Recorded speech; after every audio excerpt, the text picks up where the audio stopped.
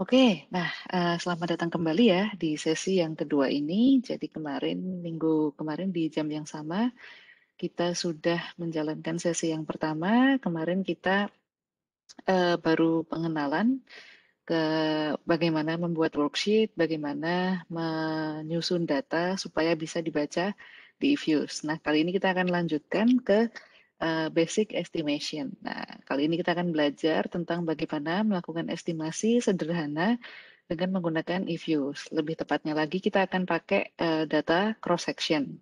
Sebelum minggu depan, kita akan belajar menggunakan data time series dan estimasinya menggunakan eViews. Oke, supaya tidak terlalu panjang pengantarnya, saya akan langsung share materi. Materinya sudah saya serahkan pada panitia, jadi nanti panitia akan membagikan materi kepada Anda. Dan juga nanti ada tugas latihan yang juga akan dibagikan kepada Anda. Sorry, ini saya share. Oh, sebentar ya. Yang harusnya saya share bukan itu. Sebentar. Oke, let me.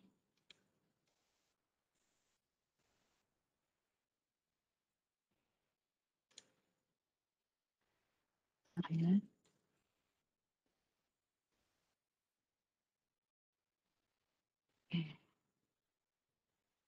Nah,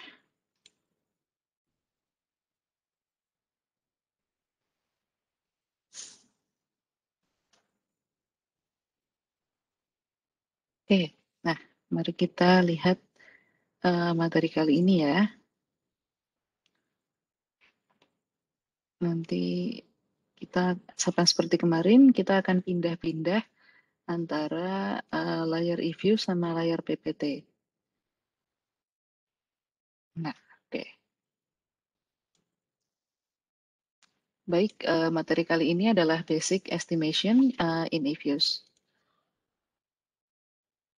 Jadi eViews has a very powerful and easy to use estimation toolkit that allows you to estimate from the simplest to the most complex regression analysis. Jadi nanti kalau Anda mau melakukan regresi atau nanti waktu ada tugas ekonometri atau nanti waktu skripsi, nah itu bisa sekali kalau misalnya Anda ingin menggunakan eViews.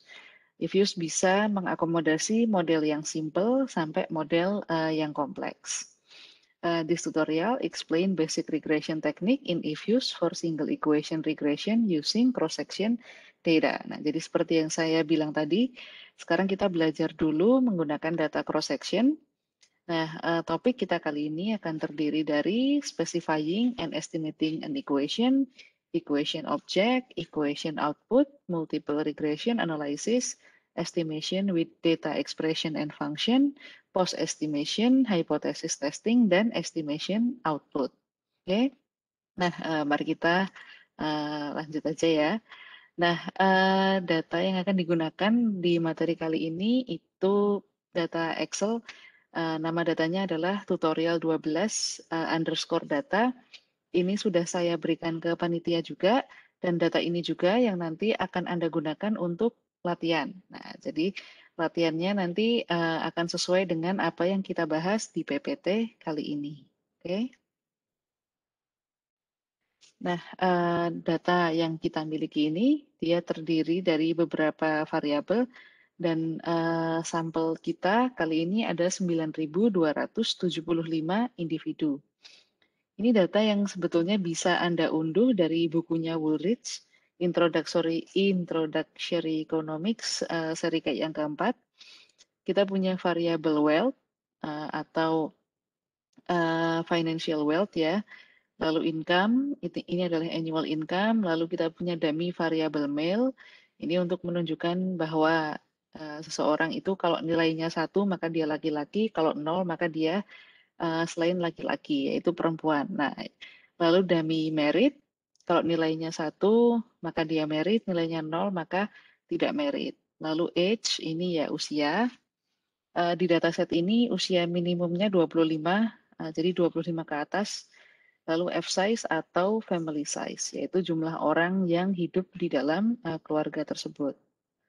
Oke. Nah, kita akan langsung masuk ke persamaan ya. Jadi equation itu adalah salah satu objek. Minggu kemarin kita sudah bahas bahwa if use itu dia membaca datanya di dalam sebuah wadah yaitu work file, dan di work file itu ada banyak objek. Salah satu jenis objek itu adalah persamaan. Oke, nah, jadi ada banyak cara untuk membuat persamaan. Anda bisa pakai objek new object, Anda juga bisa pakai quick estimate equation, Anda juga bisa mengetikkan komen. Nah, mari kita lihat contohnya di if use ya.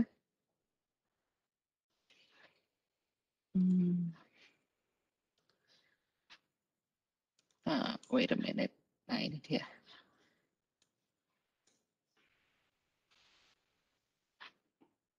Nah, mari kita lihat di if use. Nah, ini kebetulan work file-nya sudah saya buka. Tadi seperti yang saya katakan, kita punya variable age, kita punya family size, kita punya income, dummy variable male, dummy variable merit, dan juga wealth. Nah, ini residual sama konstanta. Nah, jadi bagaimana cara membuat estimasi di if use? Itu gampang. Anda bisa klik objek, new object. Nah, lalu Anda bisa pilih di sini wait a minute. Equation. Nah, misalnya, nah ini Anda akan langsung masuk di equation, lalu tinggal ketik saja. Nah, tapi kalau saya paling suka melakukannya di sini. Jadi klik quick, lalu estimate equation. Nah, sama aja ya sebenarnya. Nah, lalu di sini misalnya Anda punya model, variable dependentnya adalah wealth, lalu taruh konstanta di sini, independent variabelnya adalah income, misalnya begitu. Nah, lalu Anda pilih metodenya, apakah Anda mau pakai least square atau OLS atau yang lainnya. Kita pakai OLS dulu ya. Nah, ini sampel di sini adalah semua observasi Anda. Nanti kalau Anda mau sampelnya beda, ya nanti kita ganti sampelnya. Nanti kita akan belajar bagaimana mengganti sampel. Nah, ini tinggal klik OK aja. Nah, akan keluar hasil regresinya. Nah, jadi melakukan estimasi di if use itu sesederhana itu sebetulnya. Jadi basically caranya seperti itu, Anda buka work file yang berisi data Anda dipastikan bahwa sudah rapi ya, langsung aja klik, tadi kalau saya lebih suka klik quick, lalu estimate equation, bisa juga Anda klik object, new object, lalu equation, atau bisa juga Anda langsung ketikkan komennya di sini. Misalnya ls, karena least square ya, wealth, konstanta misalnya age misalnya, Anda enter. Nah, lalu ini juga akan keluar. Jadi bisa pakai komen juga ya. Kalau misalnya Anda lebih hafal pakai komen, ya pakai komen, tidak masalah. Jadi itu terserah aja. Oke, nah, jadi nanti sepanjang training ini kita akan bolak-balik melakukan apa namanya, membuat equation. Jadi itu yang akan kita lakukan sepanjang 2 jam ke depan. Nah, saya akan menunjukkan kepada Anda beberapa tipe, atau bukan tipe ya, tapi beberapa hal yang harus diperhatikan ketika kita melakukan estimasi. Tapi basically tadi itu adalah cara melakukan estimasi. Oke. Oke, nah ini ya kalau misalnya Anda tadi mau membuat equation, kan tampil kotak yang seperti ini, di mana di atas, kotak yang atas, di sini di mana Anda memasukkan model Anda, formulanya apa, dan variabelnya apa saja. Lalu yang sini tadi, seperti yang saya katakan, ini untuk metodenya, pilih yang mana saja yang Anda inginkan. Lalu yang ini adalah sampel. Misalnya, di sini kan kita punya sampelnya 9 ribuan. Nah, misalnya Anda hanya ingin menganalisis dengan subsampel 800 misalnya, maka di sini tulis 1 spasi 800. Nah, maka nanti yang kita regress itu hanya yang 800 individu. Oke. Nah, ini tadi sudah saya contohkan ya, menspesifikasi model. Nah, jadi secara umum di if use itu cara menulis modelnya Yang pertama Anda tulis, jadi sama seperti ketika Anda menyusun persamaan di ekonometri ya. Yang pertama Anda tulis di paling depan itu adalah dependent variabelnya. Jadi apa dependent variabelnya? Di sini adalah wealth. Nah, setelah itu Anda bisa menaruh konstan atau C. Jadi si if use ini melambangkan konstan sebagai C. Nah, kalau misalnya regresi Anda pakai konstanta, ya C-nya tidak usah ditulis, tidak masalah. Nah, setelah itu baru masukkan variabel independen Anda. Apakah variabel independennya itu hanya satu atau lebih dari satu, itu bebas. Dan yang pasti mereka di sini dipisahkan dengan spasi ya. Jadi bukan koma, bukan tanda tambah atau tanda kurang, tapi cukup spasi saja. Oke. Nah, Anda juga bisa membuka beberapa variabel secara bersamaan. Misalnya, saya mau buka wealth, C sama income misalnya. Nah, ini kita bisa klik kanan, lalu di sini kita bisa, oh sorry, oops, no, not like this, sorry. Wait a minute, let me, oh, kalau if you 10 kayaknya udah nggak bisa. Oke, nah ini kalau nggak salah ini di if use 13 ini bisa ya. Jadi open, dia bisa open as equation. Tapi sepertinya di if use 10 ini nggak bisa. Tapi jadi kalau Anda punya if use yang lebih mutakhir dari if use 10 ya if use saya if use 10, Anda bisa bold variabel yang mau Anda regress, lalu klik kanan open as equation. Oke. Oke. Nah, ini tadi kita menggunakan, nah ini udah kita bahas tadi ya, equation. Oh ya, ini ketika Anda memasukkan konstanta, ini Anda boleh memasukkan konstanta itu di belakang. Jadi boleh saja Anda tulis dulu dependent variable, lalu semua independent variable, baru setelah itu tambahin konstan di belakang. Itu tidak masalah. Tapi yang pasti yang paling depan itu tetap harus dependent variable dulu. Jadi setelah dependent variable, mau independent variable dulu, baru konstan, itu boleh. Tapi kalau untuk saya pribadi, karena cara kita menuliskan persamaan di ekonometri itu konstannya ditaruh di depan, jadi saya memilih untuk mengikuti cara itu. Supaya saya tidak lupa untuk memasukkan konstan. Jadi konstan biasanya saya tulis paling depan setelah dependent variable. Ya, seperti itu. Biar konsisten aja sih. Oke, lanjut. Nah, ini untuk spesifikasi metode ya. Kita masih belajar least square di sini. Nanti di akhir tutorial ini, sorry, akhir training ini, kita akan belajar WLS atau weighted least square. Sedangkan di minggu depan, nah itu kita akan belajar masih WLS juga, dan minggu depannya lagi kita akan belajar forecasting. Oke, nah ini terkait sampel ya. Tadi sudah saya sampaikan bahwa kalau Anda tidak menspesifikasi sampelnya, maka semua observasi yang ada di dalam worksheet itu akan dimasukkan ke dalam model. Nah, kalau misalnya nih kita membuat equation lagi, tadi harusnya saya simpan ya equationnya. Misalnya wealth, lalu income di sini. Nah, ini lalu saya klik OK. Nah, akan keluar nih. Nah, tapi kalau misalnya saya mau ngambil sampelnya dari observasi 1 sampai observasi 850 misalnya, nah, maka saya tulis di sini sampel 1 spasi 850. Nah, maka sekarang di sini sampelnya adalah 850, bukan lagi 9.000. Ini kan di sini kan 9.000 kan range-nya. Nah, tapi di sini sekarang sampel yang kita regress itu cuman 850. Nah, sampling ini bukan hanya terkait berapa jumlah observasi yang ingin kita regress ya, kita juga bisa memberi keadaan-keadaan tertentu yang harus dipenuhi oleh variabel kita. Misalnya, kita hanya mau meregress subjek yang dia itu male, yang female tidak ikut kita regress. Nah, itu ada caranya. Nah, mari saya tunjukkan di PPT. Nah, jadi ini tadi ya. Nah, ini misalnya. Misalnya kita hanya ingin mengestimasi effect of income on wealth, but only for subset individual married men. Nah, jadi kita, sorry. Jadi kita hanya ingin melakukan estimasi atau regresi untuk subjek yang dia itu laki-laki dan sudah menikah.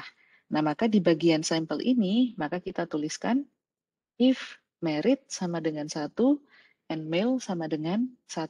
Nah, jadi seperti ini. Nah, kalau misalnya Anda sudah punya hasil estimasi begini, lalu Anda ingin mengedit formula Anda, nah itu klik estimate yang ada di sini. Klik estimate, nah ini Anda bisa kembalikan lagi sampelnya, misalnya ke 9.275 misalnya, atau tadi, sebentar ya, atau Anda tadi mau memasukkan if married sama dengan 1, pakai and male sama dengan 1. And male sama dengan 1. Nah, ini kita klik OK. Nah, maka di sini sampel kita itu adalah hanya subjek yang dia itu laki-laki dan sudah menikah. Maka di sini observasi kita yang kita yang kita estimasi itu hanya 534 karena subjek kita yang dia itu laki-laki dan sudah menikah itu jumlahnya adalah 534. Nah, jadi seperti itu ya. Jadi cukup mudah. Anda di Excel itu sebetulnya tinggal mengutak-atik komennya saja, tidak perlu kayak misalnya drop if not male sama not married, nah itu terlalu panjang ya. Kalau kita harus ngomen-ngomen, maksud saya harus mengetik komen seperti itu. Di if use ini Anda bisa langsung memanipulasi sampel yang Anda inginkan di dalam kotak ini. Seperti itu. Conditionnya bisa langsung dimasukkan ke sini. Anda juga bisa misalnya mau yang income-nya di atas titik tertentu. Nah, itu tinggal Anda tulis. Misalnya ya, mari kita lihat data income-nya dulu. Income-nya ini range-nya berapa sih? Oke, kita coba lihat yang income-nya di atas 30.000 misalnya. Nah, maka tinggal klik estimate equation. Tadi di sini wealth C income. Nah, di sini if income lebih besar sama dengan 30.000 misalnya. Misalnya seperti itu. Ups. Oh, saya salah ketik. Nah, si if use ini kalau kita salah ketik, dia juga akan memberitahu kita. Kalau kita salah ketik. Nah, maka di sini kita hanya melakukan estimasi bagi individu yang income-nya di atas 30.000 dolar, yaitu ada 5.253 observasi. Nah, ini cukup mudah ya, cukup user friendly lah kalau saya bilang untuk untuk memanipulasi sampel dengan cara seperti itu. Oke, so far so good. Kalau Anda ada pertanyaan, saya persilahkan langsung bertanya saja. Silahkan. Sorry, ini saya save dulu ya. Untuk menge-save estimasi, untuk menge-save hasil estimasi, Anda bisa klik name di sini, lalu kasih nama, misalnya equation 1 atau EQI 01, lalu klik OK. Nah, maka dia otomatis sudah ada objeknya di dalam work file. Nah, ini kan equation 1 sudah tersimpan. Oke. Nah, Anda bisa juga freeze gini ya. Nah, kalau di freeze begini, maka nanti si model ini dia tidak akan berubah-ubah lagi. Tapi kalau belum di freeze, maka kalau kita pas mengubah estimasinya nanti dia akan berubah. Oke. Oke, nah cukup mudah. Mari kita lanjut yang di PPT. Nah, kebetulan tadi barusan saya jelaskan. Nah, sekarang kita akan masuk ke equation object, saving, labeling, freezing, sama printing. Nah, jadi kadang-kadang ini ya, ya meregress di Ifuse itu memang cukup sederhana sebetulnya caranya. Tapi kadang-kadang kita bingung kalau misalnya, wah hasil regresinya udah ada nih, cara nyimpennya gimana ya? Nah, kadang-kadang mahasiswa malah lupa bagaimana cara menyimpannya. Terus kadang-kadang yang mereka lakukan adalah mereka copy ini, mereka copy sebagai teks lalu dipaste di Microsoft Word. Nah, itu nanti hasilnya biasanya kurang rapi. Atau yang dilakukan juga kadang-kadang pakai snipping tool ya, terus ini di screenshot. Nah, itu ya sebenarnya nggak apa-apa sih. Tapi sebetulnya Ifuse tuh menyediakan cara untuk menyimpan hasil estimasi. Oke, nah mari kita belajar sama-sama. Nah, after you estimate an equation, you can save the output. Nah, pertama tadi ya, di save sebagai objek dengan klik name di sini, seperti yang saya tunjukkan tadi. Nah, kalau seperti itu, maka nanti equation kita akan jadi objek baru yang tersimpan di dalam work file. Oke, jadi nanti kalau work file-nya Anda close, nah kalau dibuka lagi, itu equation-nya masih ada di situ. Now, if you want to save the equation output so that if you won't ever change, so that if it won't ever change, even if you re-estimate the regression, you can freeze the result. Freezing the equation makes a copy of the current view in the form of table which detached from equation object. Nah, jadi bedanya sama name dan freeze itu adalah, jadi misalnya ini ya, ini equation 1, tadi kan saya kasih name, terus dia jadi objek baru. Tapi kalau dia saya freeze, nah ini dia jadi tabel nanti. Jadi kenapa melakukan freeze itu penting? Karena di equation kita ini masih sangat mungkin kita akan mengubah-ubah modelnya atau metodenya atau sampelnya itu kan sangat mungkin sekali, atau di options ini kita ubah-ubah itu kan sangat mungkin. Nah, kalau kita tidak ingin kehilangan model kita yang saat ini, nah itu Anda bisa freeze, lalu dia nanti akan tersimpan sebagai tabel, bukan sebagai equation. Nah, misalnya tabel 01 ya, saya simpan, nah dia akan tersimpan sebagai tabel. Ini adalah tabel, bukan equation. Kalau equation itu yang ini. Equation itu yang masih bisa diubah-ubah modelnya. Nah, kalau tabel, maka dia tidak bisa diubah-ubah modelnya. Kita cuma bisa merename saja. Oke. Nah, dengan begitu modelnya ini dia tidak akan berubah, estimasinya tidak akan berubah. Oke. Oke. Nanti kalau pas Anda melakukan estimasi dengan berbagai macam banyak model, nah itu penting kalau Anda ingin keeping track ya, ini modelnya saya mulai dari mana sampai mana. Nah, saran saya setiap selesai satu model, modelnya di-freeze, disimpan sebagai tabel. Baru estimasi model yang lain, nanti di-freeze lagi. Jadi Anda tahu perjalanan Anda gimana ceritanya, kok bisa sampai ke model yang terakhir. Seperti itu. Oke. Nah, itu comment freeze. Lalu yang berikutnya, nah ini ya setelah di freeze dikasih nama dengan tombol name. Nah, jadi if used to selalu seperti itu. Jadi ada output, apapun itu outputnya, entah equation, entah tabel, entah grafik, figur, atau apapun itu, cara nge-save-nya adalah dengan klik name. Nah, jadi instead of klik save, nah itu klik name. Karena yang klik save itu adalah untuk menyimpan work file, bukan menyimpan objek. Oke, jadi misalnya nih work file saya ini, tadi waktu pertama kali saya buka kan belum ada equation sama tabel nih. Nah ini kalau saya mau menyimpan work file saya karena udah saya tambah-tambahin objeknya, nah ini barulah saya klik save. Tapi kalau untuk menyimpan objek itu kliknya name yang ada di sini.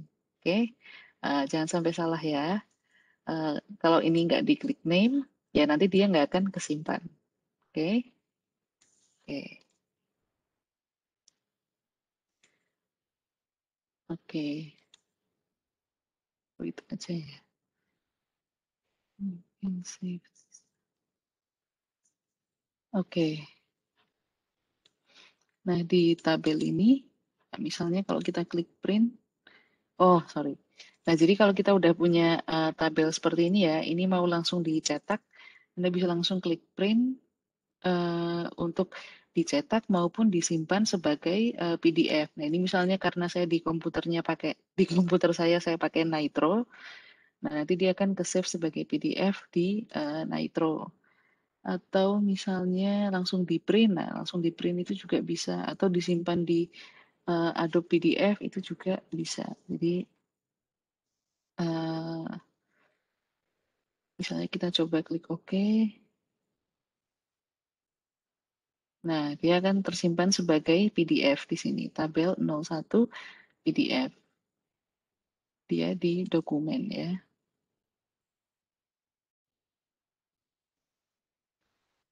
Oke.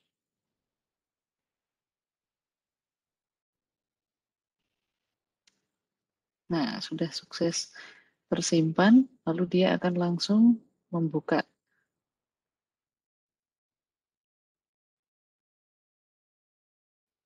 Sebentar ya, masih loading. Nah, ini tersimpan dengan rapih ya. Nah, ini adalah hasil regresi yang tadi. Jadi Anda bisa langsung menyimpannya sebagai file PDF. Oke. Oke, nah itu contoh cara menyimpan hasil regresi. Nah, berikutnya, sekarang kita masuk ke interpretasi ya. Nah, ini juga penting. Melakukan regresi di Ifuse memang cukup mudah, tapi kita harus belajar juga bagaimana menginterpretasi dan menganalisis hasil dari regresi. Oke. Nah, output regresi itu biasanya terdiri dari 3 hal ini ya. Yang top panel ini, top panel, middle panel, sama bottom panel. Nah, kita lihat top panel dulu. Nah, di top panel ini dia biasanya isi elemennya itu dia menyebutkan dependent variable. Jadi dependent variabelnya apa? Di sini dia sebutkan wealth. Lalu metode yang dipakai apa? Least square ya di sini. Nah, lalu waktu.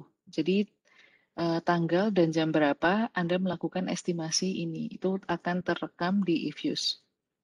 Nah, yang berikutnya dia juga akan memuat sampel. Jadi sampel Anda itu berapa? Observasi 1 sampai observasi 9.275. Nah, lalu included observation ini adalah observasi yang Anda masukkan ke dalam estimasi. Misalnya 9.275. Jadi semuanya kita masukkan ke dalam estimasi ya. Nah, jadi ini adalah top panel. Jadi panel yang paling atas itu isinya adalah informasi ini. Oke. Nah, middle panel itu adalah yang ini, yang hasil regresinya ya. Jadi hasil regresi yang memuat koefisien, standar error, T statistik sama probabilitas, dan nama variabelnya. Jadi di middle panel ini Anda punya koefisien values.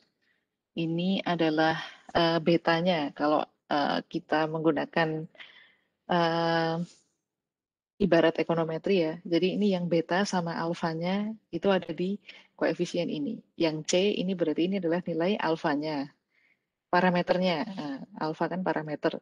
Nah, sedangkan yang income ini betanya atau parameternya. Jadi income coefficient measure the marginal contribution of income to wealth. C is the estimated constant or intercept of the regression. Jadi koefisien inilah di mana Anda akan membaca misalnya ketika income berubah satu satuan misalnya satuannya adalah jutaan dolar, maka ketika income berubah 1 juta dolar, maka wealth akan berubah sekian sesuai dengan besarnya koefisien yang di sini. Kalau misalnya ini log income, maka ketika income berubah 1%, maka nanti maka nanti wealth akan berubah sekian. Kalau nanti log income dan juga log wealth, maka ketika income berubah 1%, wealth akan berubah sekian persen sesuai dengan koefisiennya. Nanti kita akan belajar pakai log juga di sini, jadi jangan khawatir. Nah, lalu berikutnya kita punya standar error. Nah, ini adalah standar error dari hasil estimasi kita. Secara umum ya, semakin besar nilai standar errornya, itu berarti semakin besar juga unobserved faktor yang ada di dalam model kita.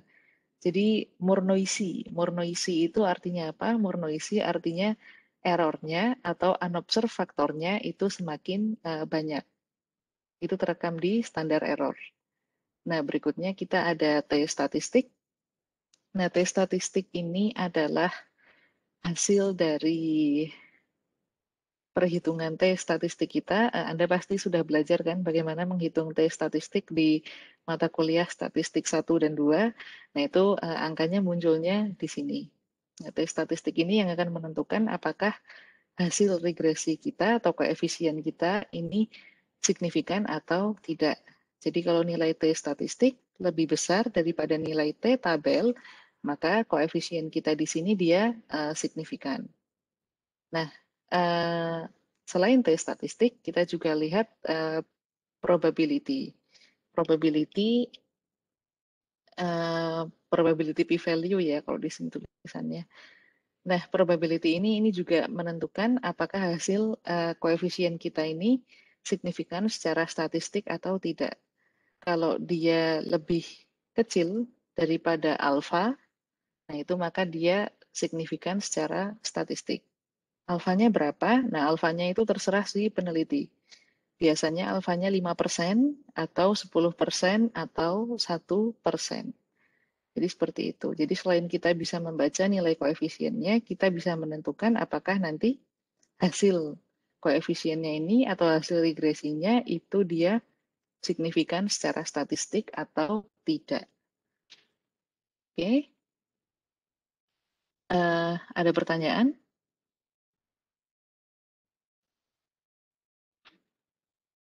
Sebentar, saya buka chat ya.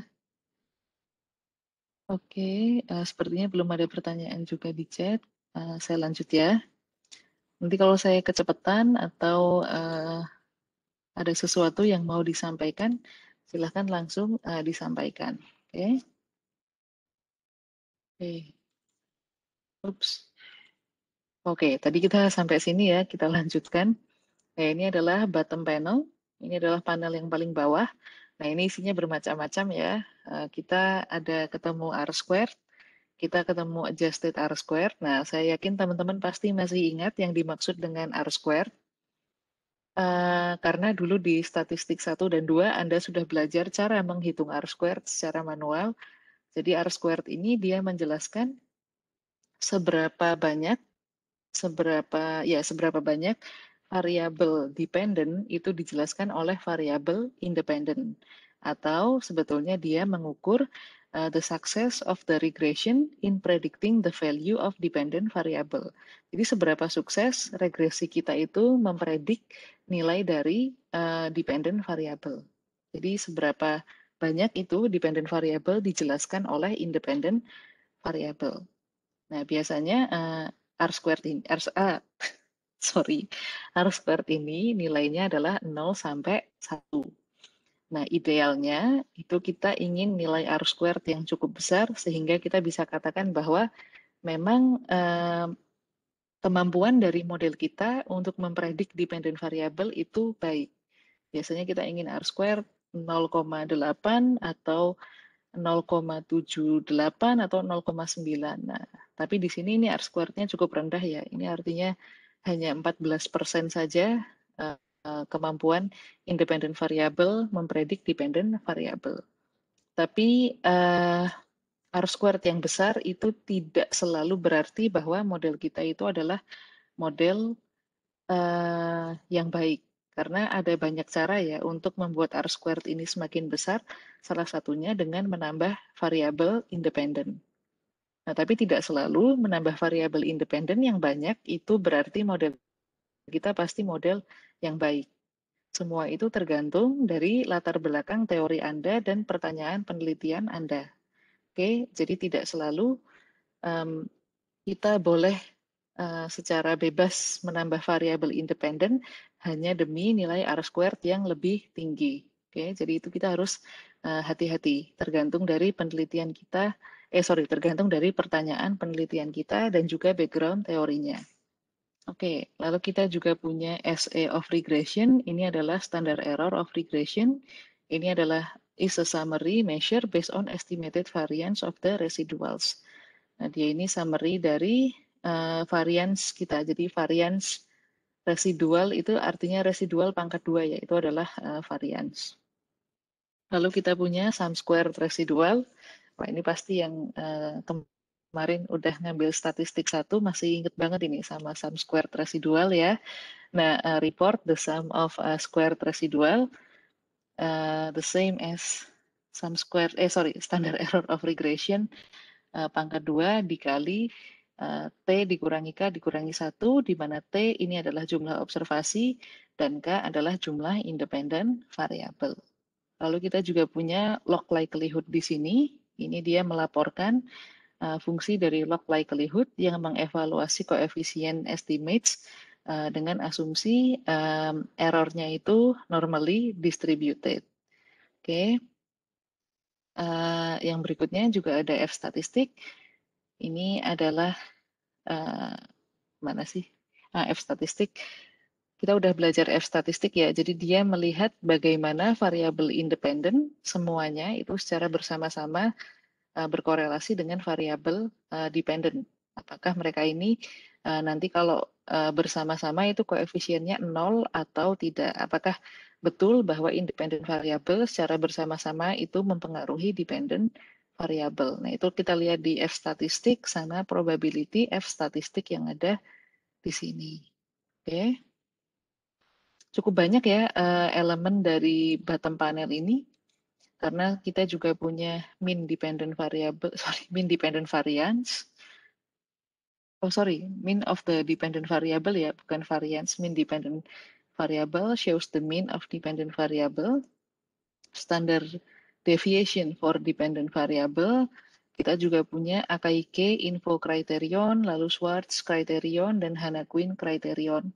Nah, ketiga nilai kriterion di sini sebetulnya secara intuisi ya, secara singkat, mereka bertiga ini kita gunakan untuk mengevaluasi model mana yang lebih baik secara statistik tentu saja ya. Jadi misalnya Anda punya 3 model regresi, lalu Anda bandingkan nilai AKIK, Schwartz, dan juga Hanna-Quinn di antara ketiga model tersebut. Nah, nanti mana menurut kriteria-kriteria ketiga nilai ini, mana yang model Anda itu yang paling baik di antara ketiganya. Nah, setiap kriteria dari AKIK, Schwartz, sama Hanna-Quinn ini beda-beda.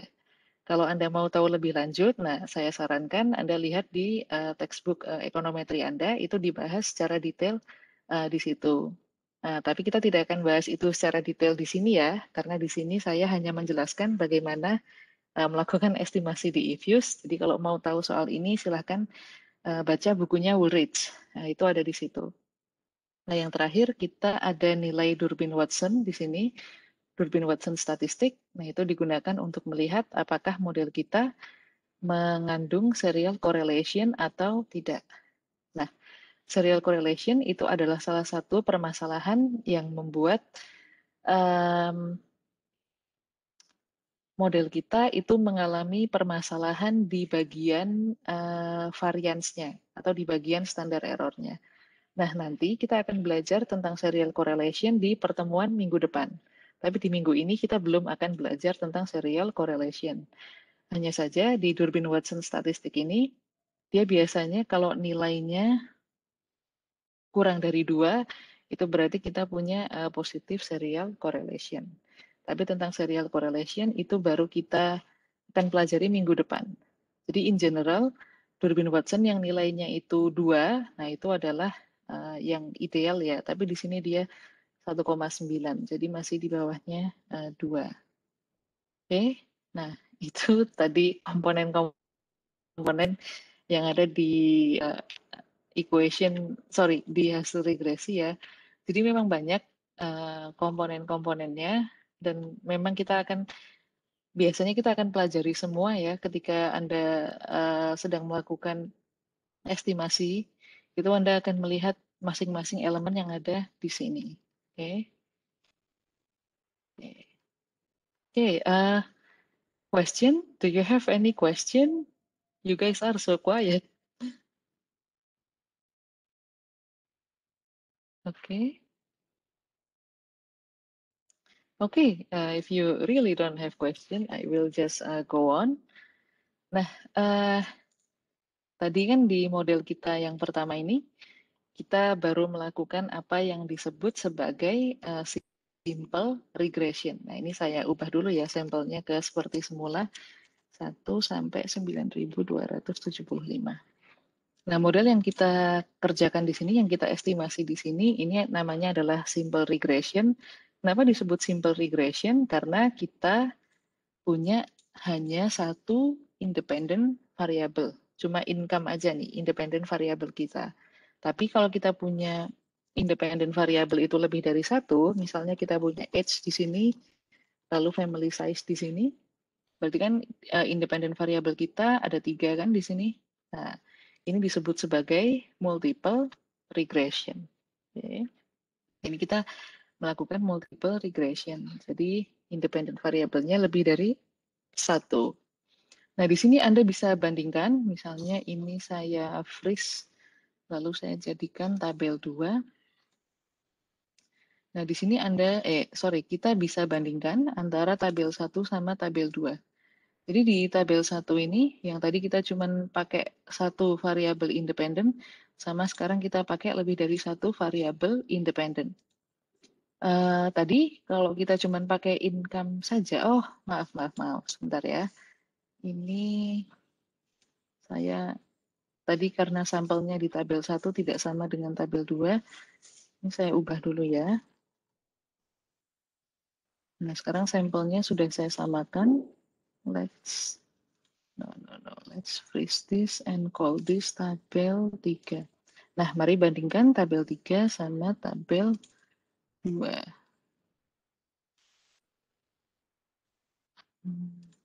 Saya close dulu. Oke. Nah, tabel 3 ini simple regression, di mana dia cuma pakai income saja, dan kalau kita cuma regress wealth terhadap income saja, maka nilai koefisiennya income di sini adalah 0,9999.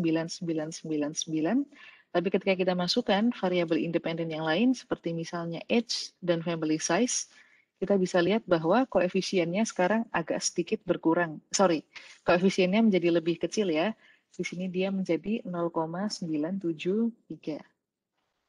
Nah, tapi kita juga bisa bandingkan R squared-nya tadinya hanya 0,14, sekarang dia jadi 0,17. Nah, kita lihat bahwa di sini semua variabel ya, mereka signifikan secara statistik, income juga signifikan di sini. Oke, lalu kita lihat F statistiknya juga signifikan, Irvin Watson-nya masih sama ya. Oke, nah dalam hal ini, misalnya nih, kita lihat income di sini signifikan, di sini juga signifikan. Oke, berarti sama-sama signifikan.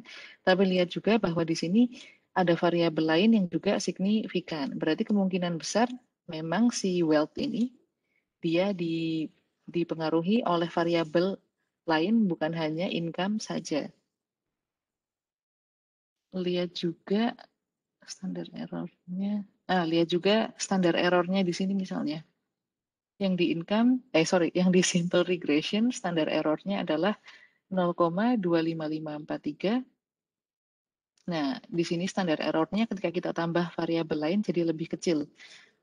Jadi 0,025377. Jadi standar errornya jadi lebih kecil ya. Dan yang paling kelihatan di sini R squared-nya jadi lebih besar. Nah, tadi seperti yang saya sampaikan, in general, itu kalau R squared nilainya semakin besar, semakin mendekati 1, nah itu artinya kemampuan variabel independen untuk mempredik nilai variabel dependen itu bagus. Jadi in general kita memang expect R squared itu mendekati 1.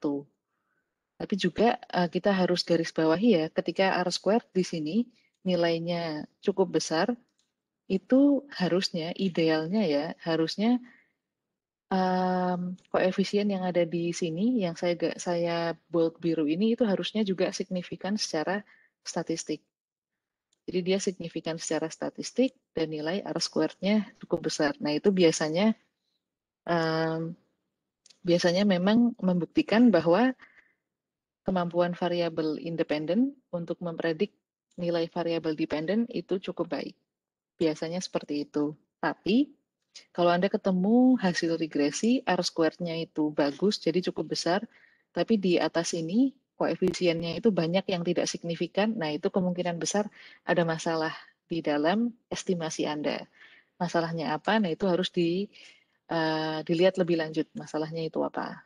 Apakah masalahnya ada tadi serial correlation, atau masalahnya ada heteroskedastisitas, atau ada multicollinearity, atau apapun itu masalahnya. Oke. Oke, nah tapi di sini saya hanya membandingkan ya antara simple regression dengan multiple regression. In general ya, jarang sekali kita akan menggunakan simple regression, itu jarang sekali. Biasanya kita akan menggunakan multiple regression. Jadi simple regression ini digunakan untuk belajar bagaimana menyusun model untuk regresi. Tapi nanti ketika kita penelitian itu most likely yang multiple regression ini. Oke, oke, oke. Nah, kita masuk. Nah, ini ya tadi cara melakukan multiple regression cukup mudah, cukup tambahkan saja independen variabelnya. Jadi dependent variable dulu, terus konstan, terus independent variable yang pertama, yang kedua, yang ketiga, sampai yang berapapun itu yang Anda masukkan ke dalam model. Oke. Nah, ini hasilnya tadi seperti yang sudah saya tunjukkan. Oke, sebentar.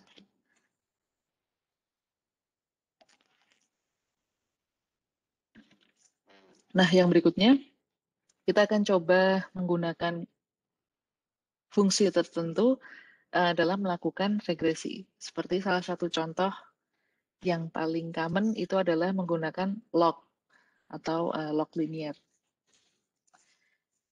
Nah, you can use data expression. Oke, nah, jadi you can use data expression directly in the equation box to estimate a regression without having to first create the series.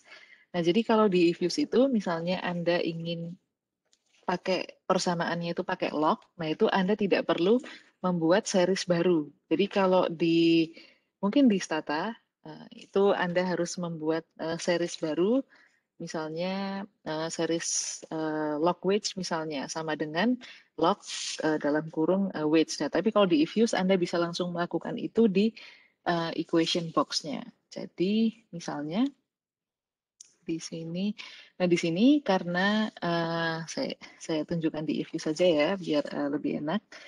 Mari kita buat equation baru. Nah, tadi kan equation kita adalah wealth, C, lalu income kan. Nah, sebetulnya dengan regresi seperti ini, maka kita mengasumsikan bahwa penambahan income itu akan berpengaruh pada penambahan wealth. Nah, tapi karena income itu satuannya misalnya puluhan ribu dolar, sedangkan wealth itu satuannya misalnya ratusan ribu dolar misalnya, jadi satuan yang berbeda ini kan agak-agak susah ya. Nah, maka kita ingin mengasumsikan bahwa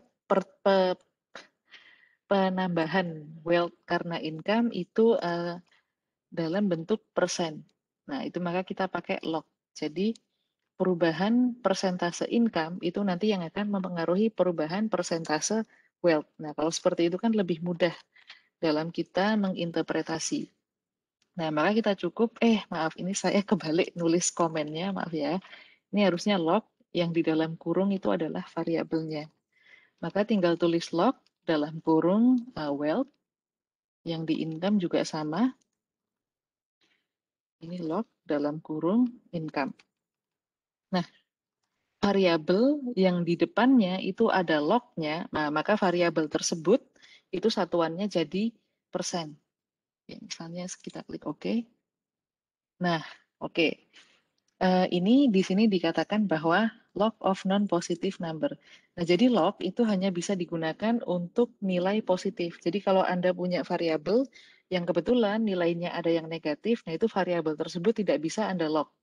Karena log hanya bisa digunakan untuk variabel yang bernilai positif. Nah, ternyata di sini, kita close dulu ya. Di sini ternyata variabel kita, wealth, ini ada yang nilainya negatif. Nah, seperti di sini. Ini wealth ada yang nilainya negatif, ini juga negatif, ini juga negatif. Nah, gimana caranya supaya kita tetap bisa pakai log untuk yang nilainya negatif ini? Nah, jangan khawatir. Kalau Anda menemui masalah ini di Ifuse, mari saya tunjukkan cara menyelesaikannya. Jadi cara menyelesaikannya adalah, sebentar ya. Nah, ini Anda klik option. Nah, di option ini Anda klik general option.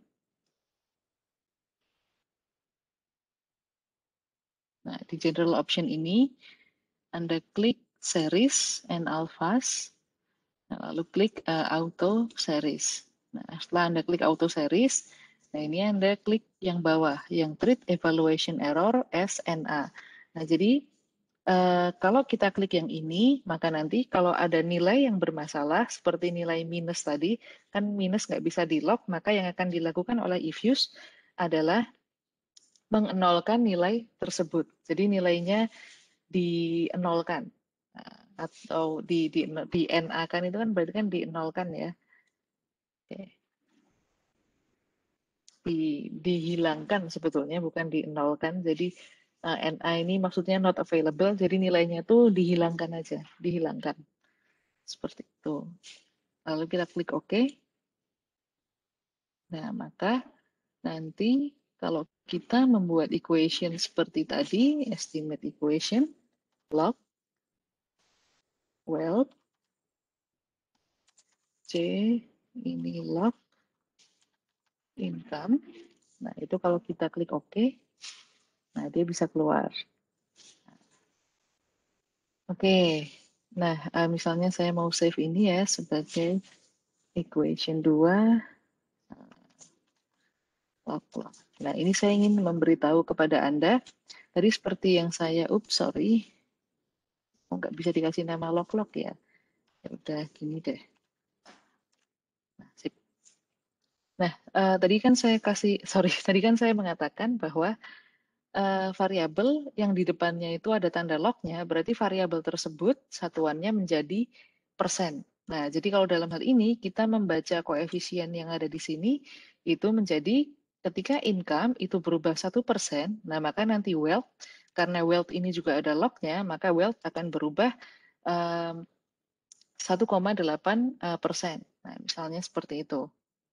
Nah, kalau misalnya kita punya equation yang modelnya seperti ini, jadi wealth-nya ini tetap, tapi income-nya kita log. Ini namanya model linear log. Model log. Nah, maka di sini cara membaca koefisiennya adalah ketika income berubah 1%. Kenapa? Karena dia ada log-nya.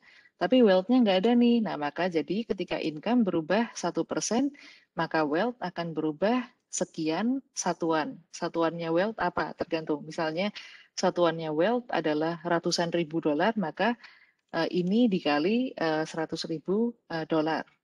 Jadi seperti itu cara membacanya. Ini saya ubah menjadi linear log. Nah, kalau misalnya kita punya equation yang seperti ini, yang di sini wealth-nya itu dia di log, sedangkan income-nya ini tidak di log. Nah, maka di sini cara membacanya adalah ketika income ini berubah satu satuan, satuannya dia apapun itu, jutaan dolar atau apapun itu, Jadi ketika income misalnya berubah $1 juta, maka wealth itu akan berubah sekian persen. Nah, jadi yang persen itu yang mana? Yang variabel yang dia itu di depannya ada log. Jadi kalau variabel depannya ada log, satuan variabel tersebut itu adalah persen. Jangan sampai kebalik ya. Jadi yang nggak ada lognya, satuannya bukan persen, tapi yang ada lognya, satuannya jadi persen. Seperti itu. Jadi ketika income berubah $1 juta misalnya, maka wealth akan berubah sekian persen. Oke. Ini berarti nama modelnya adalah log lineage. Seperti itu. Oke. Oke. Ada pertanyaan?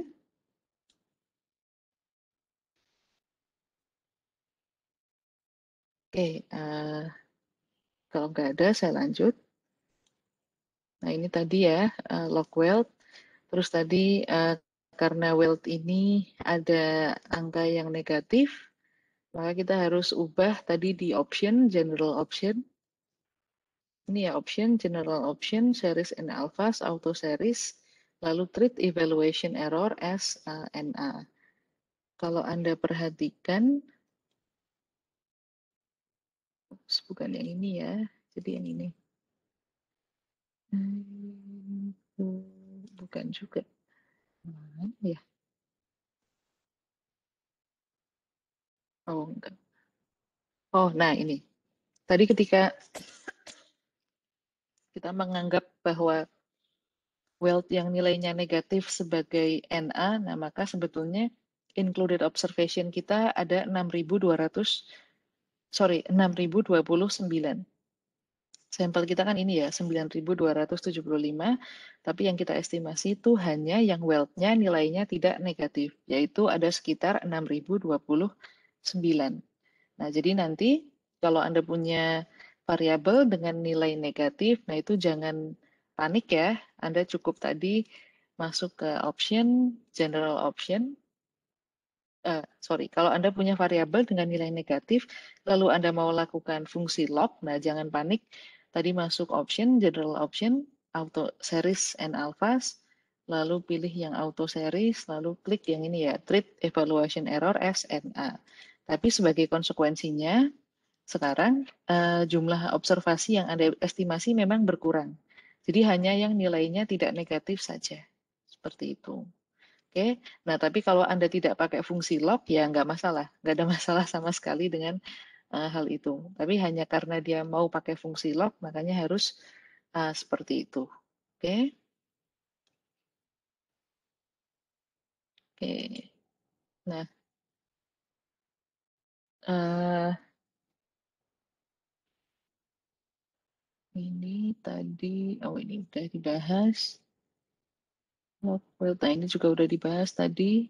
Oh ya, atau kalau Anda um, tidak mau menggunakan yang option tadi, yang option, general option, bla bla bla tadi, nah Anda cukup ini, mengubah di bagian sampelnya.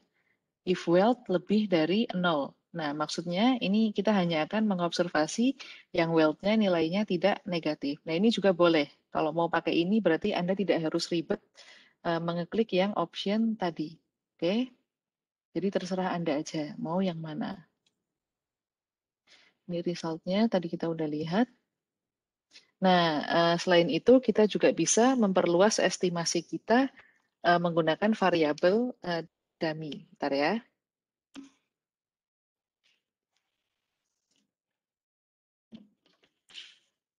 Nah, kita juga bisa melihat efek dari variabel dummy terhadap variabel dependent kita. Nah, oke. Jadi kita mau lihat efek dari semua variabel dummy yang kita punya. Jadi di dataset kita punya variabel dummy untuk gender, yaitu male sama dengan 1. Kalau misalnya 0 berarti dia female. Lalu merit sama dengan 1 kalau dia merit, 0 kalau misalnya single. Nah, suppose you want to find out how wealth depends on the gender of the individual and his or her marital status in addition to income and age. Nah, ini bisa banget. Caranya adalah, expand male married. Nah, maka di sini nanti kita pakai comment expand ini. Mari kita coba ya.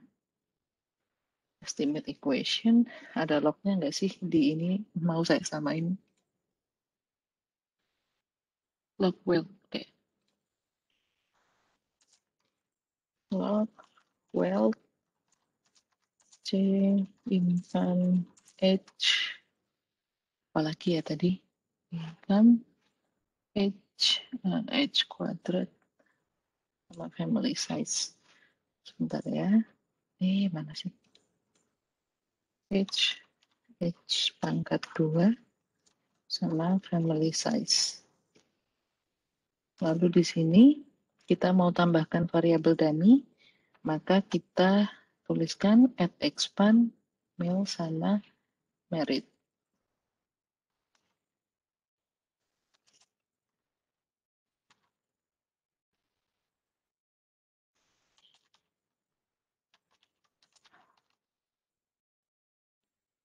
Misalnya kita oke di sini. Nah, ups, saya salah menulis rupanya. Ini harusnya F size. Nah, di sini tulisannya adalah near singular matrix. Ups, kok hilang message-nya? Sorry ya, kita coba lagi. Nah, near singular matrix, regression may be perfectly collinear. Nah, ini adalah sebuah tips. Jadi nanti kalau Anda melakukan estimasi, lalu error message-nya itu adalah near singular matrix, nah maka itu variabel Anda itu ada yang nilainya itu mirip. Jadi dia punya kolinearitas yang sangat tinggi. Jadi near singular matrix itu yang terjadi di sini adalah ada lebih dari satu variabel yang nilai mereka berdua itu terlalu mirip. Sehingga yang terjadi adalah kita sebetulnya harus mengedrop salah satu variabel tersebut. Jadi nanti Anda melakukan regresi, ada error message near singular matrix, nah itu Anda langsung cek. Anda langsung cek di antara semua variabel Anda itu mana yang dia nilainya itu sangat mirip. Atau Anda cek mana yang collinearity-nya itu paling tinggi.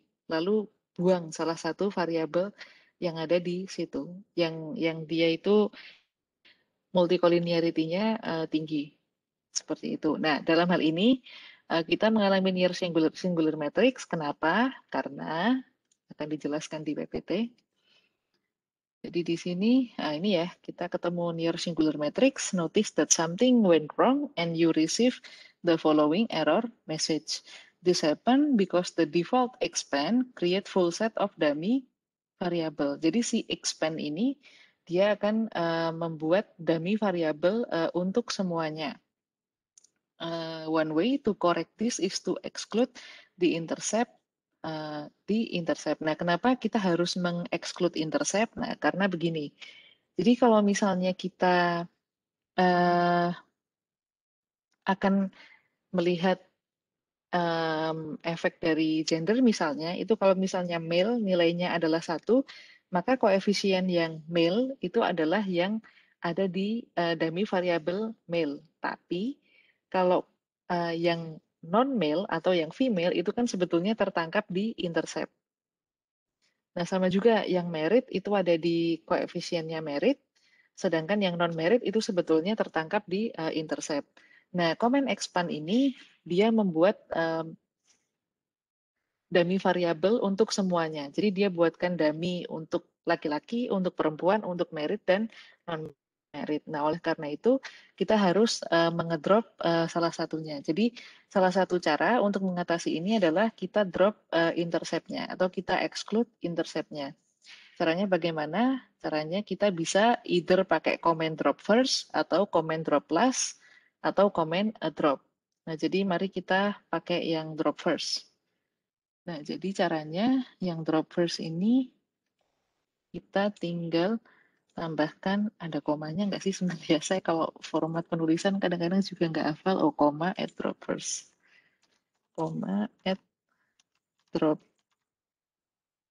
droppers. Nah, gini. Oke. Nah, ini baru bisa. Nah, sekarang kita bisa melihat efek dari ini perempuan yang dia itu menikah terhadap wealth. Lalu efek dari laki-laki yang tidak menikah terhadap wealth. Lalu laki-laki yang menikah terhadap wealth. Nah, lalu kalau begini perempuan yang tidak menikah itu efeknya terhadap wealth yang mana? Nah, itu yang ada di C ini atau yang ada di konstanta. Seperti itu. Nah, jadi ini ya, dia bisa melihat efek dari semua dummy variabelnya. Oke. Mari kita kasih nama persamaan yang ini sebagai equation 3 dummy. Misalnya begitu. Mari kita freeze dan kasih nama tabel 04 dummy. Nah, misalnya begitu. Oke. Oke. Jadi itu kalau misalnya Anda mau lihat dummy variabel. Asin, one of the dummy variable corresponding to the single female has dropped out. Nah, jadi tadi kenapa terjadi near singular matrix? Karena si expand ini dia membuat dummy variable untuk laki-laki yang menikah, laki-laki yang tidak menikah, perempuan yang menikah, sama perempuan yang tidak menikah. Nah, dengan kita drop first, itu yang terjadi kita membuang salah satu dummy variable ini. Jadi dummy variabel yang perempuan tidak menikah ini sekarang masuk ke dalam konstan atau ke dalam intercept. Nah, jadi seperti yang kita pelajari ya di ekonometri, kalau bikin dummy variabel misalnya ada 4 kategori nih yang mau didamikan, maka daminya itu 3. Karena yang satu masuk ke intercept. Nah, kasus ini sama dengan drop first tadi, maka yang ini masuk ke intercept. Maka 4 kategori daminya 3. Seperti itu. Oke. Kalau misalnya lupa soal dummy variabel, nah silahkan buka bukunya Woolrich yang tentang dummy variabel. Oke. Nah ini jadi ini ya, Asin, one of the dummy variable corresponding to single female has dropped out. The base group therefore is single female, and the rest of the dummy coefficient will be interpreted against the base group. Oke, nah jadi membaca interpretasi dari dummy variable itu seperti ini. Jadi si dummy variabel ini dia menunjukkan selisih antara dia dengan konstanta atau selisih antara dia dengan base group. Jadi tidak dibaca koefisiennya per se ya, tapi dijelaskan bahwa kalau misalnya seseorang itu laki-laki dan sudah menikah, maka wealth-nya itu lebih tinggi sekian persen daripada yang perempuan tidak menikah. Sama seperti ini, kalau dia laki-laki dan tidak menikah, maka wealth-nya lebih tinggi sekian persen daripada perempuan yang tidak menikah. Seperti itu. Jadi, koefisien dummy variabel itu adalah selisih dia dengan konstanta atau selisih dia dengan base group. Dalam hal ini, base group kita itu adalah single female atau female not married. Seperti itu. Oke.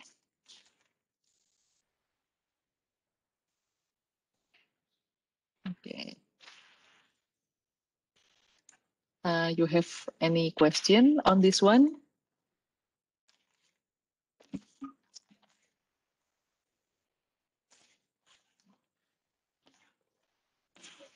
Ada pertanyaan di chat ya, saya baca dulu.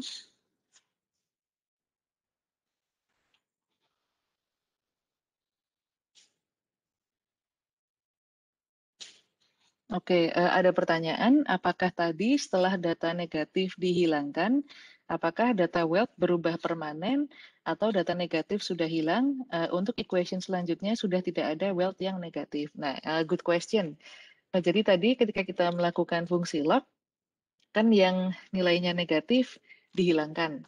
Nah, ini pertanyaannya apakah data wealth itu dia secara permanen akan berubah atau tidak? Nah, jawabannya adalah dia hanya berubah ketika Anda menggunakan fungsi log. Kalau Anda tidak pakai fungsi log, nah maka dia akan bukan kembali ya, karena sebetulnya datanya tidak pernah hilang. Cuman ketika Anda pakai fungsi log, otomatis sama if use dihilangkan yang negatif. Tapi kalau Anda tidak pakai fungsi log, nah maka Anda akan pakai data yang seperti semula tadi. Nah, jadi itu jawabannya ya, dia tidak hilang. Cuman kalau pakai fungsi log, memang otomatis yang nilai negatif dihilangkan. Kalau nggak pakai fungsi log, nah maka akan kembali seperti semula. Seperti itu. Oke, thank you. Ada pertanyaan lain?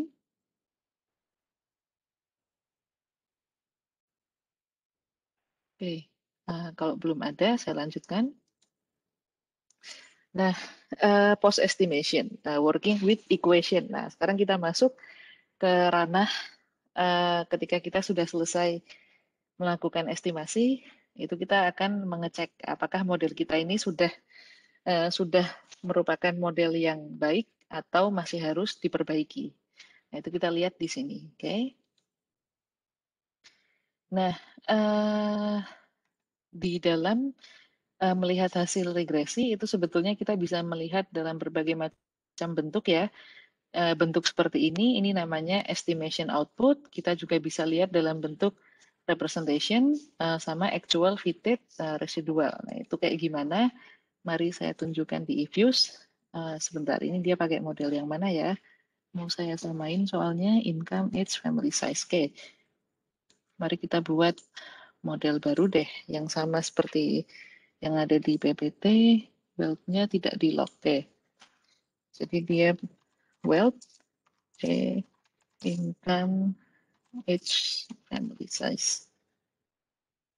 Oke, misalnya kita oke. Nah, kita punya ini kan, nah ini tadi yang tanya apakah tadi nilai negatifnya hilang? Nah, jawabannya tidak hilang ya, karena seperti yang kita lihat di sini, sekarang observasi kita kembali seperti semula dan wealth-nya tidak di lock. Tapi tadi kalau wealth-nya kita lock, seperti yang ini misalnya, nah ini Anda notice, kita semua lihat bahwa observasinya sekarang yang masuk hanya 6.000. Tapi begitu kita pakai fungsi yang tidak lock, dia kembali ke 9.000.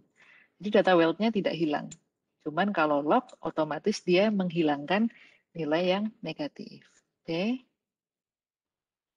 Oke, nah ini tadi kita mau lihat dia. Nah ini kalau kita klik representation, nah maka dia akan keluar ini komennya. Ini komen di eViews, itu bisa Anda ketik seperti ini. Lalu dia juga keluar persamaannya. Nah, jadi ini yang atas komen, yang bawah persamaan. Nah, yang bawahnya lagi, nah ini adalah nilai koefisiennya.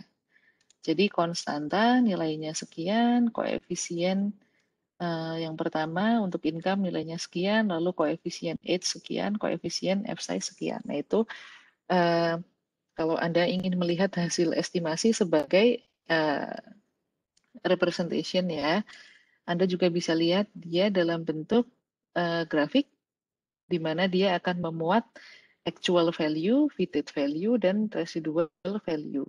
Actual value itu apa? Actual value itu nilai yang sebenarnya dari variabel Anda ini.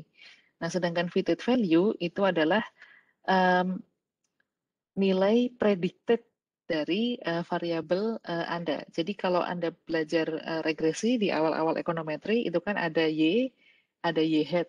Nah, Y itu adalah nilai yang sebenarnya. Jadi nilai wealth yang sebenarnya, mana sih wealth? Nah, nilai wealth yang sebenarnya, ini ya, ini kan nilai wealth yang sebenarnya. Tapi nanti ada nilai wealth yang dia itu wealth head.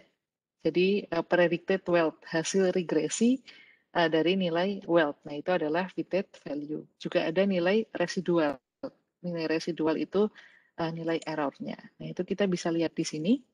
Misalnya dalam bentuk grafik misalnya. Nah, ini seperti ini. Nah, yang biru nilai residual, yang merah adalah actual, nah yang hijau adalah fitted. Seperti itu. Ini tampilan hasil regresinya. Nah, kita juga bisa, ini bisa di-save juga ya. Kalau mau di-save tinggal klik name-nya, kasih nama apa ya, misalnya nilai actual fitted residual. Panjang banget ya. Nah, misalnya bisa dibuat seperti itu. Nah, ini untuk mengembalikannya ke yang tadi, klik estimation output. Nah, tampilan seperti ini namanya estimation output. Oke. Oke, nah selain itu Anda juga bisa melakukan hal lain ya. Jadi misalnya Anda ingin melihat ini misalnya. Jadi kalau di ekonometri ya, itu kan Anda bisa melakukan berbagai macam tes statistik. Nah, misalnya Anda mau melakukan world test. Ini bisa di sini. World test itu kan untuk mengecek koefisien. Jadi world test ini sebetulnya dia mirip sama t-test biasa sih. Menurut saya sih agak mirip. Tapi dia agak beda. Jadi dia ini sebenarnya untuk mengetes apakah nilai koefisien variabel yang Anda mau tes ini itu nilainya 0 atau tidak. Nah, itu Anda bisa pakai wall test. Anda juga bisa pakai tes-tes yang lain. Nah, ini nanti Anda bisa cari sendiri omitted variable test itu untuk melihat apa, redundant variable test untuk melihat apa, lalu faktor breakpoint test untuk melihat apa. Anda juga bisa melihat residual diagnostik. Nah, di sini Anda bisa melihat apakah model Anda mengandung heteroskedasticity atau apakah model Anda mengandung serial correlation. Apakah Anda juga bisa lihat histogram untuk lihat normality test, correlogram juga bisa di stability diagnostic. Ini Anda bisa lihat chow test misalnya, ini untuk melihat breakpoint.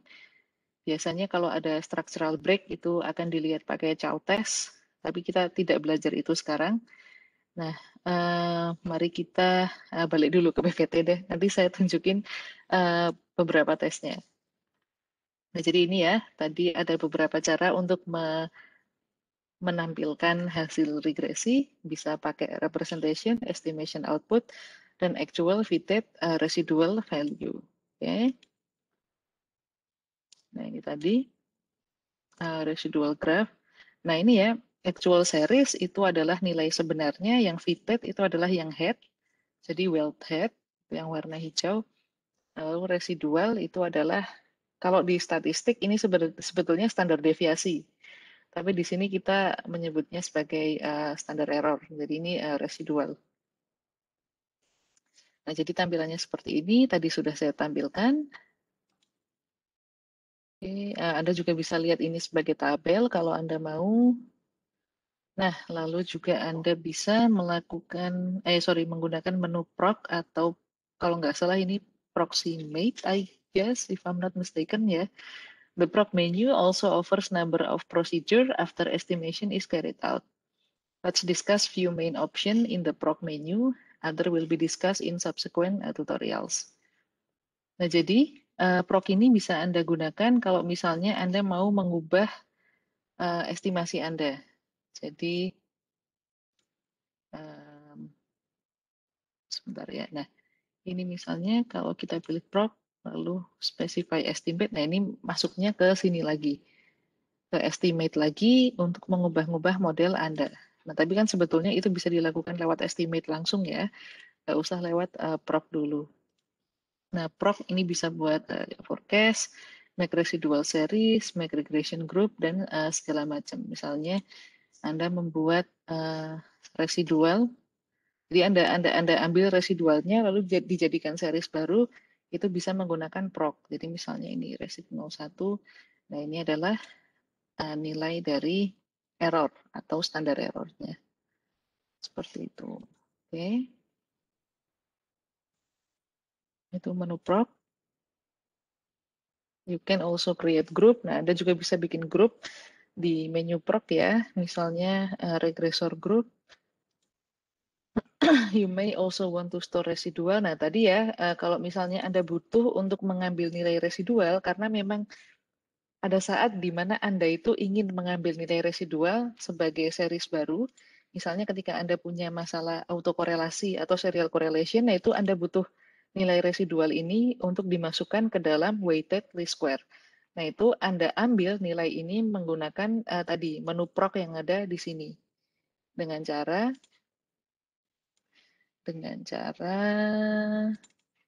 ini tadi ya, proc lalu make residual series seperti itu. Oke. Nah, lalu ini tadi udah saya tunjukin ya make residual series. Caranya bagaimana? Oke, nah berikutnya ini yang bukan paling penting ya, tapi ini paling sering kita lakukan. Kita masuk ke hipotesis testing. Nah, hipotesis testing itu sebetulnya kalau misalnya di model ini ya, itu kita bisa ketika kita melihat koefisien dan melihat apakah koefisiennya itu signifikan atau tidak, itu sebetulnya kita sudah melakukan hipotesis testing. Nah, tapi kalau misalnya kita ingin lihat lebih lanjut, misalnya tadi kita mencari apakah model kita itu mengandung heteroskedastisitas atau tidak, nah itu kita akan melakukan hipotesis testing, di mana HO kita kan hipotesis testing ada HO dan HA ya. Kalau misalnya kita mau melihat apakah model kita ada hetero atau tidak ada hetero, maka H0 kita adalah tidak ada hetero. Sedangkan H1 kita itu adalah ada hetero. Seperti itu. Nah, kita, sorry. Nah, kita lihat dulu di sini misalnya kita mau pakai wall test. We have already show how to test if a single coefficient equals 0. If use allows you to test more complex hypothesis just as easy. Misalnya Anda mau melakukan wall test. Wall test ini coefficient restriction. Kalau Anda mau tahu lebih lanjut tentang wall test, silahkan Anda cek buku ekonometri Anda ya. Tapi yang pasti di sini, wall test ini dia ingin melihat apakah koefisien sebuah variabel, koefisien sebuah variabel itu sama dengan 0 atau tidak. Jadi, misalnya ini kita punya hasil regresi yang tadi pakai dummy ya, dan di sini kita ingin lihat apakah untuk variabel H pangkat 2 ini koefisiennya sama dengan 0 atau tidak. Nah, maka kita bisa masukkan ke wall test. Nah, jadi if use itu di dalam tes statistik ini, dia memberi nama koefisien dari variabel independen yang pertama sampai yang terakhir di sini, itu sebagai C1, C2, C3, dan seterusnya. Nah, H kuadrat di sini dia adalah C4. Maka C dalam kurung 4 sama dengan 0, masukkan ke wall test. Misalnya, mari kita lakukan. Tadi equation yang dummy kan yang ini ya. Mari kita koefisien diagnostik, masukkan wall test. Kita ingin lihat apakah koefisien yang keempat ini sama dengan 0. Nah, lalu dia akan keluar statistiknya ya. Saya ada chat yang masuk.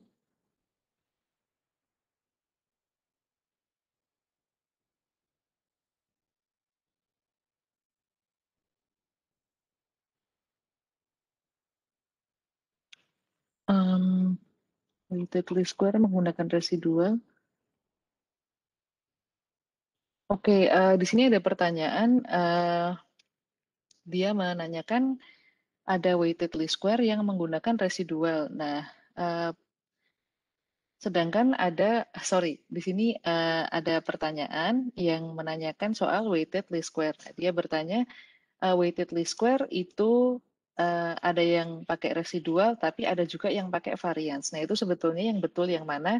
Nah, weighted least square itu sebetulnya tidak ada rumusnya yang pakem. Jadi weighted least square itu adalah regresi dengan pembobotan. Nah, masalahnya di pembobotan ini yang dijadikan bobot itu apa? Nah, tergantung modelnya, tergantung si peneliti. Misalnya si peneliti melihat bahwa wah, ini yang harus saya jadikan bobot itu adalah variance. Nah, maka dia melakukan weighted least square dengan variance sebagai bobotnya. Boleh. Atau ada seorang peneliti yang merasa bahwa, oh ini yang sebaiknya saya jadikan bobot, menurut estimasinya dia itu adalah akar dari variabel income misalnya. Apakah boleh? Boleh. Nah, jadi weighted least square tidak ada rumus tertentunya, tidak harus bobotnya itu harus variance, atau bobotnya itu harus residual, atau bobotnya itu harus inverse standar deviasi, atau apapun itu bebas. Itu tergantung dari pertanyaan risetnya seperti apa, keadaan datanya seperti apa, lalu apakah modelnya mempunyai masalah seperti hetero, serial correlation, atau segala macam. Nah, jadi itu tergantung. Yang perlu kita garis bawahi di sini, weighted least square adalah regresi berbobot. Nah, bobotnya apa itu tergantung pertanyaan penelitian. Jadi kalau Anda ketemu weighted least square yang bobotnya adalah variance, ya mungkin memang di dalam kasus tersebut memang bobot yang paling pas itu adalah, bukan bobot yang paling pas, tapi memang bobot yang harus dimasukkan itu variance, agar regresinya jadi tidak bias misalnya, atau agar modelnya lebih efisien misalnya. Nah itu bebas ya, tergantung pertanyaan penelitiannya. Oke, nah ini tadi, mana sih? Oh ya, si hasil wall testnya ya, hasil wall test untuk yang koefisien keempat ini sama dengan 0, ini ternyata dia menurut statistik di sini dia apa namanya tidak signifikan. Nah, berarti ini artinya koefisien keempat itu nilainya tidak 0. Jadi koefisien 4 ini atau variabel yang keempat ini dia memang mempengaruhi variabel dependent. Jadi wall test ini digunakan untuk mengecek uh, restriction koefisien ya. Jadi kalau misalnya si wall testnya ini dia hasilnya signifikan, artinya null hipotesisnya, sorry, oh sebentar, saya salah sepertinya. Oh, kalau misalnya wall testnya ini dia bisa sebentar. Oh, kita balik ke PPT dulu deh daripada saya salah nanti. Jadi dia ini, eh, dia bisa memasukkan lebih dari satu restriction ya. Nah, jadi suppose you would like to test all dummy variable, nah maka Anda masukkan, nanti cara pembacanya kita lihat sama-sama. Nah, ini adalah hasil dari wall testnya tadi.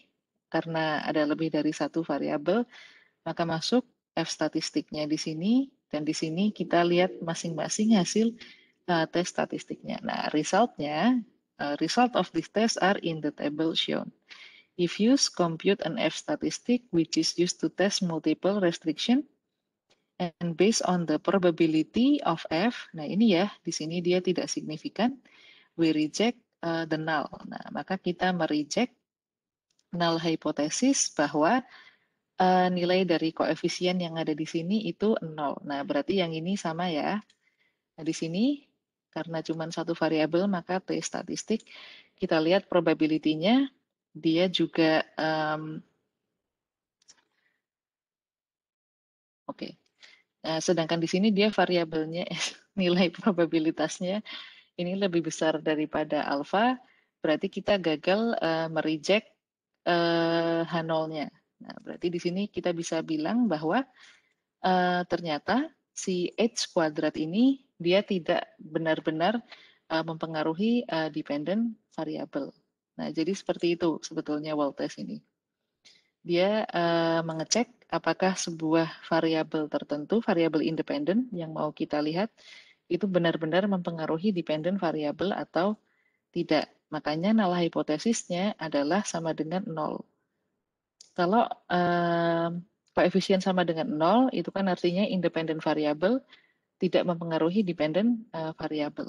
Nah, misalnya kita mau lihat lagi dengan lebih dari satu, misalnya kayak yang di PPT ini, dia C678. Oke, kita coba C6 sama dengannya di sebelah mana sih? Sama dengan 0, oke. Sama dengan 0, C7 sama dengan 0, C8 sama dengan 0 juga. Nah, kita klik OK. Oops. ini saya salah ketik rupanya. Nah, ternyata dummy variabelnya memang mempengaruhi dependent variable karena di sini f-testnya dia kurang dari probabilitasnya kurang dari alfa. Nah, seperti itu ya. Nah, jadi wall test ini sebetulnya kalau kita menemukan seperti yang H kuadrat tadi ya, yang hasilnya tidak signifikan, itu kita boleh mengeluarkan variabel tersebut dari model menurut Walt ini.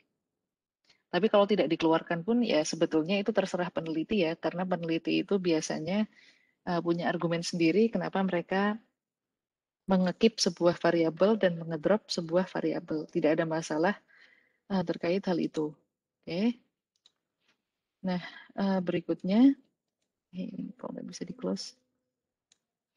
Oh, harus kembali ke estimation output.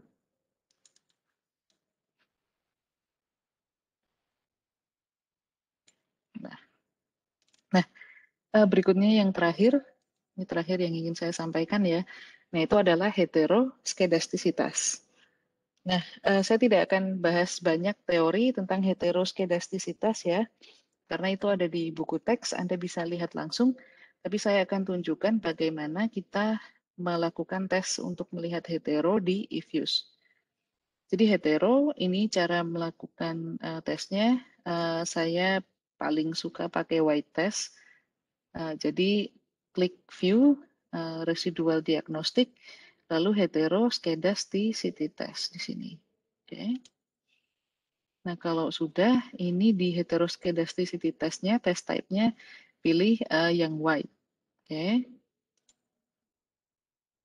Nah kalau udah, nanti kita bisa lihat hasilnya.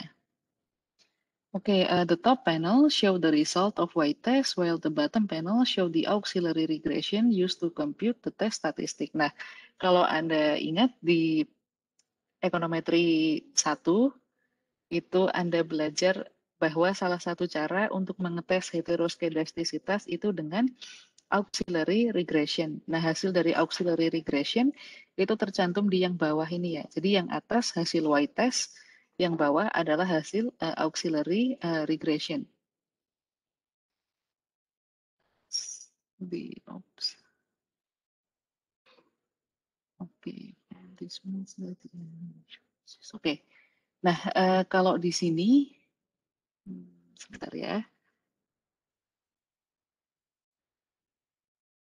Nah, kalau di sini hasilnya dia signifikan, nah itu artinya yang atas ini ya, yang hasil white test dia signifikan, nah itu artinya model kita mengandung heteroskedastisitas. Nah, mari kita coba ya di model ini misalnya, lalu kita view residual diagnostic. Nah, serial correlation sama heteroskedasticity itu permasalahannya di residual. Oleh karena itu nanti hal yang paling dipengaruhi oleh adanya hetero sama serial correlation itu bukan parameternya tapi tes statistiknya. Tes statistiknya bisa misleading ya. Makanya nanti kesimpulannya juga bisa misleading. Makanya di sini residual diagnostic heteroskedasticity, pilih yang white. Nah, lalu kita oke. Nah, yang bawah ini auxiliary regression-nya. Nah, yang atas adalah hasil heteroskedasticity. Nah, dalam hal ini, tadi Anda bisa ini include white cross term. Ini artinya kalau di auxiliary regression itu Anda cross-kan antar variabel independen, tapi kalau enggak ya berarti cuma yang dikuadratkan saja. Nah, ini kan dikuadratkan saja. Nanti kalau lupa auxiliary regression, nanti buka lagi ya catatan ekonometrinya.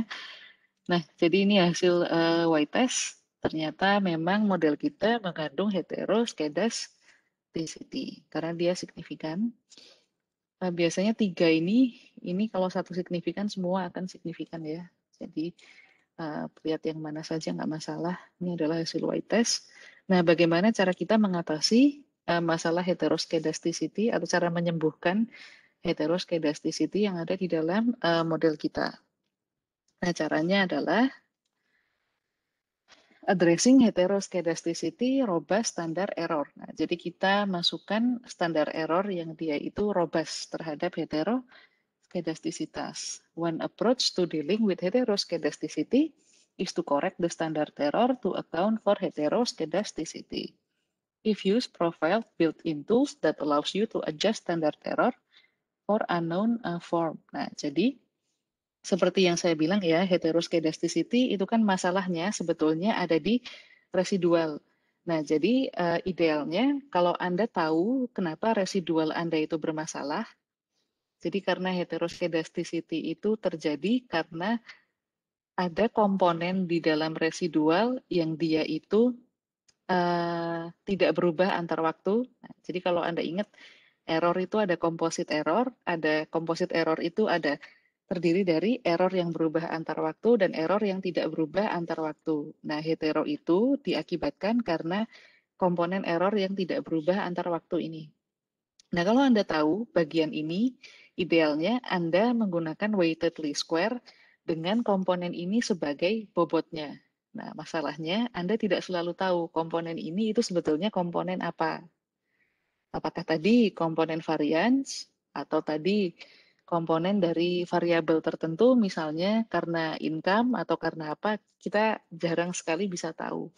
Nah, if use ini akan membantu kita ketika kita tidak mengetahui hal tersebut, yaitu kita tinggal kita tinggal set supaya regresi kita itu punya robust standar error. Nah, caranya adalah di bagian estimate ini, mari kita lihat di bagian estimate ini klik option, nah, lalu klik ini yang Huber White.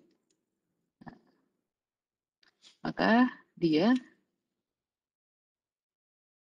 nah sekarang regresi Anda ini, dia mempunyai standar error yang robust terhadap heteroskedasticitas. Mudah sekali kan sebetulnya, if use ini sangat memudahkan kita. Nah, udah beres deh masalah heteroskedasticitasnya.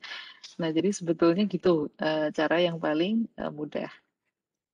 Tapi saya akan tunjukkan kalau misalnya Anda ingin menggunakan weighted least square ya. Nah, jadi ini sayangnya tadi nggak saya simpen ya. Tapi sama seperti yang ada di PPT, kalau dia sudah robust, ini Anda bisa bandingkan hasilnya dengan waktu sebelum robust ya. Koefisiennya kayaknya sama. Nah, yang beda adalah standar errornya. Standar errornya beda, lalu arus squared-nya kayaknya nggak terlalu banyak berubah. Nah, nanti kalau Anda pas mengerjakan riset ada hal seperti ini, maka Anda bandingkan yang sebelum standar errornya robust sama yang setelah standar errornya robust. Oke. Nah, ini cara lain untuk mengatasi hetero yaitu dengan weighted least square. Tapi ini hanya Anda gunakan kalau Anda tahu sebetulnya yang mau dijadikan bobot itu yang mana. Nah, dalam hal ini, dia mencontohkan kalau misalnya ternyata suppose that you know the exact nature of heteroskedasticity. Jadi Anda itu tahu apa yang menyebabkan adanya hetero. For example, suppose you suspect that heteroskedasticity is present in the financial wealth regression because the variance of the unobserved factor affecting financial wealth increase with income. Jadi masalahnya di income nih. Nah, berarti nanti yang Anda jadikan bobot itu adalah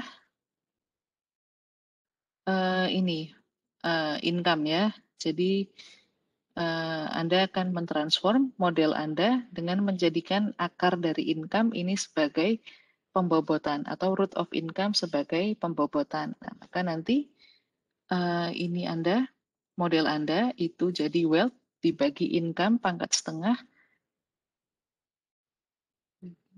Sebentar. Oh iya, nah jadi wealth dibagi income pangkat setengah, lalu 1 per income pangkat setengah, dan semua. Jadi semua variabel Anda ini dibagi income pangkat setengah. Nah, ini ya age dibagi income pangkat setengah, lalu family size dibagi income pangkat setengah. Nah, ini artinya Anda menjadikan income pangkat setengah ini sebagai bobot Anda. Ya kan, ini. Nah, this approach to define the model isn't ideal. Nah, kenapa tidak ideal? Karena sebetulnya kita jarang sekali bisa tahu the nature of heteroskedasticity. Jadi yang lebih sering dilakukan oleh orang itu, yang lebih sering dilakukan itu adalah yang ini, di mana kita langsung mengeset standar errornya sebagai robust standar error. Oke. Tapi Anda bisa kalau misalnya tahu yang mana yang harus dijadikan bobot, ya pakai weighted least square. Nah, fortunately, Ifuse has built-in method that allows us to perform weighted least square in much easier and intuitive way. Nah, jadi to implement WLS in Ifuse, follow this step. Nah, jadi instead of Anda memasukkan rumus yang cukup panjang ini, dan ini kan mungkin juga pengetikannya salah.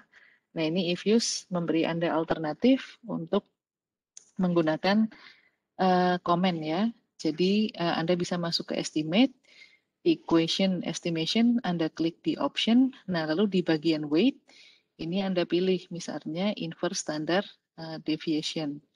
Nah di bagian weight yang bawah, weight series, nah ini Anda tulis 1/, akar dari income. Oh sorry, ini yang tadi bukan akar dari income ya, tapi ini 1/, akar dari income. Ya ini dibagi akar dari income.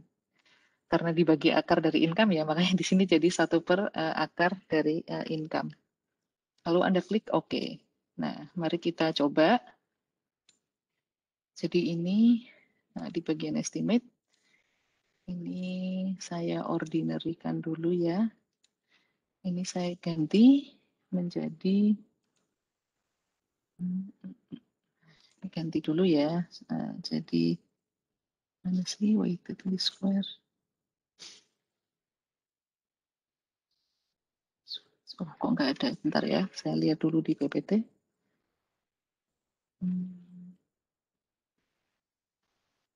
Estimation, option, weight.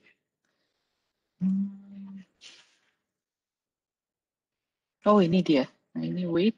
Ini inverse standard deviation misalnya. Lalu 1/, income pangkat 0,5. Nah, misalnya seperti ini. Nah, lalu kita klik. Ini tetap ordinary ya berarti.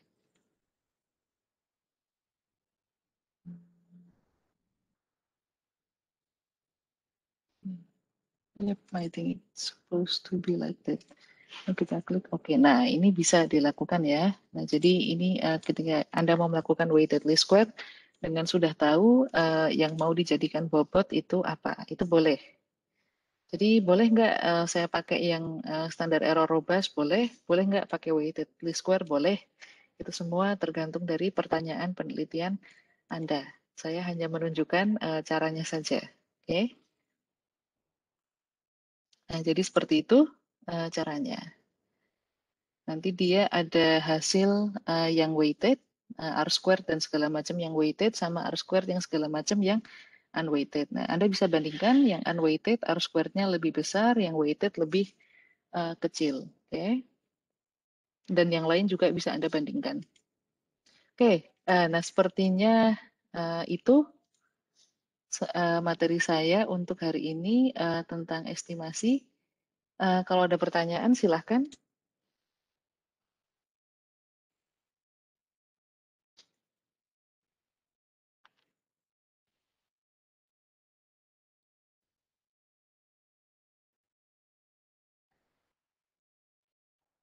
Oke, kalau nggak ada pertanyaan, nah ini ada tugas latihan ya yang bisa Anda kerjakan di rumah nanti.